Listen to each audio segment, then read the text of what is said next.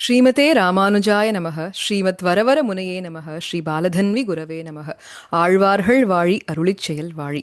இன்றைய தினம் மார்கழி மாதத்தினுடைய 17வது நாள். அம்பரமே தண்ணீரேங்கிற பாசுரம். இந்த தொடரிலே திருப்பாவையில் பூர்வாச்சாரியர்களின் திருவாய்மொழிகள்ங்கிற தலைப்பிலே ஒவ்வொரு பாசுரத்துக்கும் உரையாசிரியர்கள் எடுத்துக்காட்டியுள்ள ஐதிஹ்யங்கள், வார்த்தைகள், சம்வாதங்கள் என்று இவற்றை நாம் அனுபவித்துக் கொண்டு வருகின்றோம். இந்த பாசுரத்துக்கு பிரத்யேகமாக எந்த ஐதிஹ்யமோ சம்வாதமோ வார்த்தையோ காட்டப்படவில்லை. ஆனால் நேற்றைய தினமே தலை கட்டும் பொழுது செலவித்தோம், நேற்றைய பாசுரத்தினுடைய ஒரு தொடர்ச்சியாக இன்றைய தினம் நாம் அனுபவித்துக் கொண்டு வருவோம் என்று. நேற்றைய பாசுரம் நாயகனாய் பாசுரம், 16வது பாசுரம். இந்த பாசுரத்திலே ஆண்டாள் நாச்சியார் என்ன செய்தாள்? வேதம் வல்லார்களைக் கொண்டு விண்ணோர் பெருமான் பணிந்து என்று அடியார்களை முன்னிட்டு கொண்டே அவனை அடைய வேண்டும் என்பதை காட்டும் விதமாக, நித்தியசூரிகளை முன்னிட்டு எம்பெருமான் இந்த இடத்துல திருவாய்ப்பாடியில யாரை முன்னிட்டு கொண்டு எம்பெருமானை பற்ற வேண்டும் என்றால் கோவில் காப்பான், கொடித்தோரணம் தோரவாசல் காப்பான், அதே போல பலதேவா என்று ஆதிசேஷன் தானே பிரதான அடியார், அவருடைய திரு அவதாரமாக இருக்கக்கூடிய பலராமர் பலதேவா என்று சென்ற பாசுரத்திலே இவர்களை முன்னிட்டு கொண்டு எம்பெருமானை கிருஷ்ண பரமாத்மாவை எழுப்புகின்றார்கள், பற்றுகின்றார்கள்னு பார்த்தோம். அதற்கு 6000 படியிலே சுவாமி நஞ்சீரனுடைய வார்த்தையை அனுபவித்தோம். அதே போல திருவனந்தபுரத்து பாகவதருடைய ஒரு கதையையும் நாம் அனுபவித்தோம். இந்த பாசுரத்திலே அதனுடைய தொடர்ச்சியாக நம்முடைய பூர்வாச்சாரியர்களும் எப்படி இதை அனுஷ்டித்து காட்டியுள்ளார்கள் என்பதற்கு சில ஸ்லோகங்களை குறிப்பாக சுவாமி ஆளவந்தாருடைய ஸ்தோத்திர ரத்னத்திலிருந்து நாம் இன்றைய தினம் அனுபவிக்க உள்ளோம். அப்போ இன்னைக்கு அந்த மேற்கோள்கள், ஏதாவது அடியார்களை முன்னிட்டே எம்பெருமானை பற்ற வேண்டும் என்பதற்கு அந்த ஸ்லோகங்கள், அதே போல அதை எப்படி அனுஷ்டித்து காட்டினார்கள் என்பதை நாம் அனுபவிக்க உள்ளோம். சுவாமி ஆளவந்தார் அனைவருக்கும் தெரிந்தது போல சதாச்சாரியர்னு நம்ம கொண்டாடக்கூடியவர். சுவாமி நாத முனிகளுடைய திருப்பேரனார். சுவாமி நாத முனிகள் இல்லைன்னா நமக்கு இன்னைக்கு 4000 திவ்ய பிரபந்தம் இல்லை. அதை வளர்த்து கொடுத்தவர் சுவாமி ஆளவந்தார். நமக்கு ஆமுதல்வன் இவன் என்று எம்பெருமானாரை அடையாளப்படுத்தி நமக்கு அளித்தவரும் இதே சுவாமி ஆளவந்தார் தான். சொல்லப்போனா ஒரு கோஷ்டியாக அமர்ந்து திவ்ய பிரபந்தத்தினுடைய பொருளை பற்றி ஆராய்ச்சி செய்வது முதலிலே இவர் காலத்திலே தான் தோன்றியது என்று சொல்லலாம். இவருடைய சிஷ்யர்கள் பல பிரதானமாக 5 சிஷ்யர்களை சொல்றோம். ஏன்னா இவர்கள் 5 பேரும் தான் எம்பெருமானாருக்கு ஆச்சாரியர்களாக இருந்தவர்கள். யாரு அப்படின்னா பெரிய நம்பி, ராமானுஜருடைய பஞ்ச சம்ஸ்கார ஆச்சாரியர், அதே போல திருக்கோட்டியூர் நம்பி ரகசியத்ரயத்தின் பொருளை உபதேசித்தவர், திருமாலை ஆண்டான் திருவாய்மொழியின் பொருளை உபதேசித்தவர், திருமலை நம்பி ஸ்ரீராமாயணத்தின் உட்பொருளை சுவாமி ராமானுஜருக்கு உபதேசித்தவர், அதே போல ஆழ்வார் திருவரங்க பெருமாள் அரையர், இவர் திவ்ய பிரபந்தங்களுக்கு நல்வார்த்தைகளை உபதேசித்தவர் என்று இவ 5 பேர் தான் ரொம்ப முக்கியம். ராமானுஜரை அந்த உஜ்ஜீவனப்படுத்தி நமக்கு அப்படி தயார்படுத்தி கொடுத்தவர்கள் இந்த ஆச்சாரியர்கள். இவ 5 பேரும் ஆளவந்தாருடைய சிஷ்யர்கள். இதுக்கு மேல திருக்கட்சி நம்பிகள் என்ன, மாரநேர நம்பிகள் என்ன என்று அந்த குரு சிஷ்ய பரம்பரை அவ்வளவு பிரசித்தம். சுவாமி ஆளவந்தார் உபய வேதாந்தத்திலும் நல்ல பண்டிதராக திகழ்ந்தவர். 4 ஸ்லோகத்திலே பிராட்டினுடைய வைபவத்தை சதுஸ்லோகியில் காட்டியவர், கீதத்தினுடைய சாரத்தை நமக்கு காட்டியவர், பாஞ்சரார்த்த ஆகமத்தின் முக்கியத்துவத்தை காட்டி இப்படி பல கிரந்தங்களை நமக்கு அருளி செய்துள்ளார். அதிலே ரத்னமாக இருக்கக்கூடியது எதுன்னு கேட்டாக்க ஸ்தோத்திர ரத்னம்னு சொல்ற கிரந்தம். இந்த ஸ்லோகங்கள் 65 ஸ்லோகங்கள் இருக்கு. இவை அனைத்தும் ரொம்ப முக்கியம். தத்துவத்தை காட்டக்கூடியது என்னன்னாக்க சரணாகதியின் தாத்பரியத்தை காட்டக்கூடியது. அதை நமக்கு எளிமையாக விளக்கியுள்ளார். இந்த பிரபத்தி மார்க்கத்துக்கு தேவையான அனைத்து தத்துவங்களும் புதைந்து இருக்கக்கூடியது. அதனால்தான் இது ஸ்லோகங்களுக்குள்ளே ரத்னம், ஸ்தோத்திரத்துக்குள்ளே ரத்னம், அதனால ஸ்தோத்திர ரத்னம்னு கொண்டாடிட்டு வரும். இந்த ஸ்தோத்திர ரத்னத்திலே சுவாமி ஆளவந்தார் அனுஷ்டித்து காட்டியது என்னன்னா, அடியார்களை முன்னிட்டு கொண்டே எம்பெருமானை பற்ற வேண்டும் என்பது. அடியார்கள் அப்படின்னா யாரு? அடியார்களிலே தலை சிறந்தவர் யாருனாக்க ஆச்சாரியர் தான். சுவாமி ஆளவந்தாருடைய ஆச்சாரியர் யாரு? சுவாமி நாத முனிகள். இப்போ இந்த ஸ்தோத்திர ரத்னத்துல ஆளவந்தார் எம்பெருமானைத்தான் பாட வந்தார். ஆனா இப்போ எம்பெருமானை நம்ம எப்படி கொண்டாடுறோம்? மாமணி வண்ணன்னு சொல்லி எம்பெருமானை ஒரு மணியாக, ஒரு ஜெம் அப்படின்னு சொல்லி கொண்டாடுறோம் இல்லையா? இப்போ லோகத்துல யாரோ நமக்கு ஒரு அழகான ஒரு மணியை, ஒரு ரத்னத்தை பரிசு கொடுத்துருக்கா. முதல்ல வாங்கும்பொழுது அந்த ரத்னத்தினுடைய மதிப்பு நமக்கு தெரியல. ஆனா நாளடைவில் அந்த ரத்னத்தினுடைய மதிப்பு நமக்கு தெரிய வருது. அதனுடைய விலை நமக்கு எவ்வளவு விலை உயர்ந்த ரத்னம் அதுன்னு தெரிய வருது இல்லையா? அப்போ அந்த ரத்னத்தினுடைய மதிப்பு நமக்கு தெரிய தெரிய தெரிய நமக்கு என்ன ஏற்படுறதுனாக்க ஒரு கிருத்தஜதை, யாரிடத்திலே இந்த ரத்னத்தை நமக்கு கொடுத்தவரிடத்திலே ஒரு கிருத்தஜதை ஏற்படுறதா இல்லையா?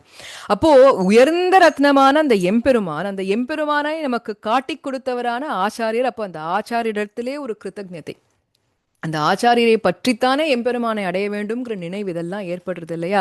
அதை காட்டும் விதமாக சுவாமி ஆளவந்தார் எம்பெருமானை பாட வந்த இடத்திலே முதல் 3 ஸ்லோகங்களாலே தன்னுடைய ஆச்சாரியரான நாதமுனிகளை நமஸ்கரிக்கின்றார். முதல் ஸ்லோகத்துல என்ன சொல்றார்? நமோ அச்சிந்தய அத்புத அக்லிஷ்ட ஞான வைராக்கிய ராசையே நாதாய முனையே அகாத பகவத் பக்தி சிந்தவேன்னு கொண்டாடினர். வணங்குகின்றேன் எவரை? அச்சிந்திய அத்புத, அளவிட முடியாத வியக்கத்தக்க அக்லிஷ்ட பகவானின் அருளால் எதை பெற்றவர்னாக்க ஞான வைராகிய என்று இவை அனைத்துக்கும் ஒரு இருப்பிடமாக இருக்கக்கூடியவர், அப்பேற்பட்டவர், பகவத் பக்தியின் பெருங்கடலாக இருக்கக்கூடிய நாதமுனையே என்று பெரிய முதலியார்னு கொண்டாடுறோம் நாதமுனிகளை. அப்பேற்பட்டவரை வணங்குகின்றேன்னு முதல்ல ஆரம்பிச்சாரா? சரணாகதியினோட தத்துவத்தை சொல்றார். எம்பெருமான இடத்துல சரணம் புக போகின்றார் இந்த ஸ்தோத்திர ரத்னத்துல. ஆனால் 2வது பாசுரத்திலே யாரை முன்னிடுகின்றார்னு பார்த்தா அந்த நாதமுனிகளை. எப்பேற்பட்ட நாதமுனிகள் அப்படின்னு கேட்டாக்க தத்துவஞான அனுராக மகிமாதிசய அந்த சீம்னே என்று அப்பேற்பட்டவர். அது மட்டும் இல்லாமல் எம்பெருமானுடைய திருவடிகள் மதுஜிதங்கிரி சரோஜ என்று அவனுடைய திருவடிகளில் ஆழங்கால் பட்டிருக்கக்கூடிய அந்த நாதமுனிகளே மதீயம் சரணம், எனக்கு தஞ்சம் என்றார். எதீய சரணோ, அந்த நாதமுனிகளுடைய திருவடிகளே மதீயம் சரணம் என்று எனக்கு எப்பொழுதும் தஞ்சம்.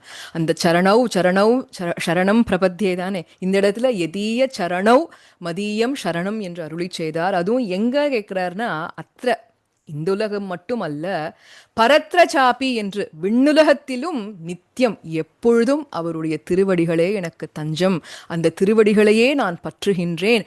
அப்பேற்பட்ட நாதாய தஸ்மை நாதமுனையே நமஹா என்று 2வது ஸ்லோகத்திலே நாதமுனிகளை தஞ்சமடைகின்றார். அதற்கு மேலே தான் ரொம்ப பிரசித்தமான 22வது ஸ்லோகம், ந தர்ம நிஷ்டோஸ்மி நச்ச ஆத்மவேதி அகிஞ்சனோ அனன்யகதிகி சரண்ய துவத் பாதமூலம் சரணம் பிரபத்யே என்று இந்த இடத்திலே எம்பெருமானை பற்றுகின்றார். முடிக்கும் பொழுதும் 65வது பாசுரத்திலே இப்போ எம்பெருமானை நாம் பற்றிவிட்டோம் என்பதனால் அவன் நம்மளை மன்னிச்சுண்டு ஏற்றுக்கணுங்கிற அவசியம் இல்லையே. அவன் சுவாமினாக்க ஸ்வதந்திரன். நம்முடைய தப்புக்களை தான் பார்த்துட்டு ஒன்று தண்டிக்கலாம், இல்லை ஏற்றுக்கொள்ளலாம். அது அவனுடைய இஷ்டம், நம்ம கேள்வி கேட்க முடியாது. அதனால தான் நாதமுனிகள் முடிக்கும் பொழுதும் சொல்றார், அப்பா எம்பெருமானே அச்சிந்தயத்வா மத்விருத்தம், என்னுடைய தாழ்ச்சியை நீ கண் வைக்காதே, அதிலே கண் வைக்காதே. என்னுடைய தாழ்ச்சியை பாராமல், என்னுடைய நடத்தையை பாராமல் என்ன செய்ய வேண்டும் தெரியுமா? அக்ரித்ரிம துவத் சரணாரவிந்த பிரேம பிரகர்ஷ அவதிம் என்று யாரை முன்னிட்டு நீ எனக்கு ரட்சணம் கொடுக்க வேண்டும் தெரியுமா? எப்பேற்பட்ட அந்த நாதமுனிகள் உன்னுடைய திருவடியே தஞ்சம் என்று இருக்கக்கூடியவர், அந்த திருவடிகளிலேயே பிரேமத்துடன் ஆழங்கால் பட்டிருக்காரோ, அந்த திருவடியே தனக்கு தஞ்சம் என்று நினைத்திருக்கின்றாரோ, அப்பேற்பட்ட ஆத்மவந்தம் பிதாமகம் நாதமுனிம் விலோக்கிய என்று அவரை முன்னிட்டு கொண்டு, நாதமுனிம் விலோக்கிய அவரை முன்னிட்டு கொண்டு என்னுடைய தாழ்ச்சியை பாராமல் பிரசீத என்னை மன்னித்து என்னை ஏற்றுக்கொள்வாயாக என்று விண்ணப்பித்தார். அப்போ இதுதான் ஆச்சாரியனுடைய ஏற்றத்தை காட்ட வந்து அடியார்களை முன்னிட்டு கொண்டு எம்பெருமானை பற்ற வேண்டும் என்று. அப்போ இந்த இடத்துல சரணம் சரணம்னு பற்றுகின்றாரேன்னு கேட்டா, நம்ம சம்பிரதாயத்தில் சொல்ற வழக்கம் என்ன? எம்பெருமானே உபாயம், எம்பெருமானே உபேயம். அதாவது சென்று அடைய வேண்டிய இலக்கும் எம்பெருமான், அதற்கான வழியும் எம்பெருமான்னு சொல்லிட்டா, இப்போ அடியார்களை முன்னிட்டு கொண்டு பற்ற வேண்டும்னா அப்போ ஆச்சாரியரை முன்னிட்டாலே நமக்கு மோட்சமா, ஆச்சாரியரை முன்னிட்டாலே இந்த பிரபத்தியா நமக்கு அப்படின்னு ஒரு கேள்வி எழுது இல்லையா? அப்போ ஆச்சாரியன் யாரு? ஆச்சாரியன் என்பவர் சாக்ஷாத் எம்பெருமானுடைய திருவடி. அப்போ எம்பெருமானை பற்றுவது, எம்பெருமானுடைய திருவடியை பற்றுவதுனா என்ன? அப்போ எம்பெருமான் தானே உபாயம். எம்பெருமானுடைய திருவடிக்கும் அவனுக்கும் வித்தியாசம் இருக்கா என்ன? ரெண்டுமே ஒன்னே தானே இல்லையா? அப்போ ஆச்சாரியன் என்பவர் அவருடைய திருவடி நிலை. அதனால எம்பெருமானை பற்றுவது என்பது எம்பெருமானுடைய திருவடியான ஆச்சாரியரை பற்றுவது என்பது ரெண்டுமே ஒண்ணுதான். அதனாலதான் இந்த இடத்திலேயும் ஆச்சாரனை பற்றி கொண்டு எம்பெருமானை அடைய வேண்டும் இந்த இடமும் அவனே உபாயம் அவனே உபேயம் என்பதை காட்ட வந்துதான். அப்போ நமக்கு கர்மஜான பக்தி யோகங்கள் இதெல்லாம் நம்ம கண் வைக்கவே கூடாது. நமக்கு எது ஆச்சாரியனுடைய திருவடி, அது மட்டும்தான் நமக்கு தஞ்சம். இதை காட்டும் விதமாகத்தான் சுவாமி பராசர பட்டரும் நஞ்சியருக்கு அருளி செய்த வார்த்தையாக இதே இடத்துக்கு 6000 படியிலே காட்டப்பட்டுள்ளது. அதாவது, பெருமாளே உமக்கு தஞ்சம் என்று இரும், பெருமாளே தஞ்சம் என்று கூறும் ஆச்சாரியரும் உமக்கு தஞ்சம் என்று அருளி செய்தார். இதை விளக்க வேண்டிய அவசியமே இல்லை, எவ்வளவு தெளிவாக காட்டியிருக்கார். பெருமாளே தஞ்சம், அவனே உபாயம் அவனே உபேயம், அவனுடைய திருவடி நிலையான ஆச்சாரியரே உபேயம் ஆச்சாரியரே உபாயம் என்று இருக்கக்கூடியதுதான் சரம பருவ நிஷ்டை.